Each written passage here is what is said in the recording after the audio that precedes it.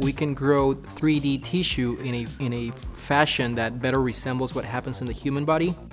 Cancer tumor grows in different ways in the human body. It's a 3D structure, sometimes almost spherical. And so that's what happens in vivo, in the human body.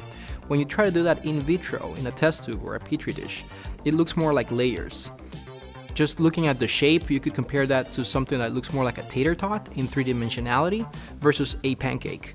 So although it's the same material, just the fact that it has a different shape changes a lot of things. So if you don't have the right shape, then you can really conduct the tests as accurately as you would like to. We're integrating 2 experiments scheduled to be launched at an orbital ATK-7. We're hopeful that these 2 experiments are going to help us in the fight against this devastating disease.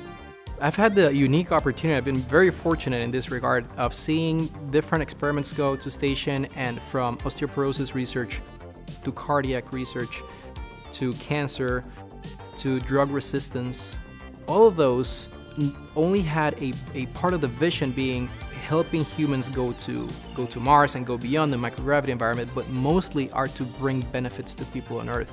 And that's really what motivates me to keep going. Knowing that might bring a little bit of help to other people, it makes it all worth it. Subscribe for more space.